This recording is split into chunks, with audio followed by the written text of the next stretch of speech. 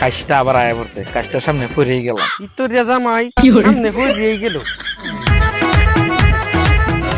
আসসালামু আলাইকুম। ওয়ালাইকুম সালাম। রাস্তায় দেখা বালাই এলো, তোমরা বাইতে যাইতাছিলাম তো আই পড়লো। ঈদের দিন তো কেউ কারো বাড়ি যায় না, ঈদের পরের দিন বাল বাচ্চা লইয়া আমার বাড়ি দাওয়াত খাইও। সম্ভব না। এটা কেমন কথা কইলা জামাই? জামাইরা শ্বশুর বাড়ি যায়, কিন্তু ল্যাংডা যায় না। আমার বালা জামা আছে, একটা প্যান আছে না, একটা শার্ট আছে।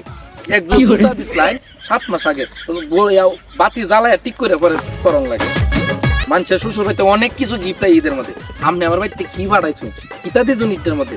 আমার শ্বশুর মরছে, টাড়া করছে। আমার শ্বশুরে মারি দিতে হয়েছি, মানুষের কাছে আমি কইতো আমার শ্বশুর নাই, আমার শ্বশুর মরছে, অনেক আগেই মারি দেন। কি জামাই তুমি দেনা ফানার কথা কইলা? সেই দিনও তো ডাইলার বড়া বানাইলো, তোমার বাইক ফাড়াইলো, তুমি কি খাও নাই? আমনে ডাইলার বড়ার মধ্যে আমার থু এটা দেওয়া কই দেনা ভাবনা কর।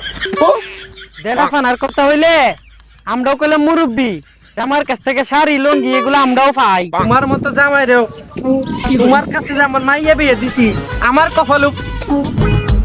আপনি আবার কেন মুরব্বি হইলেন? আপনি শুরু বলাটা যে বলা হয়েছে বলে তো আমার বড় মেয়ে হয়েছে। বাবু আপনি আমার বয়সেতে বেশি পার্থক্য নাই, আপনি এত মুরব্বির কথা এখনো জান নাই। ঠিক আছে বাবু, আপনার বাড়িতে আমি ঈদের দাওয়াতে যাইতে পারতাম না, কারণ আপনার মতন শ্বশুরে অনেক আগে আমি মারি দিলছি। মানুষের আমি পরিচয় দেই না যে আমার শ্বশুর বাড়ি আছে। আপনি আনকে রেখে আপনার আমার বাড়ি যাইতে হচ্ছে, আপনার সামনে যান।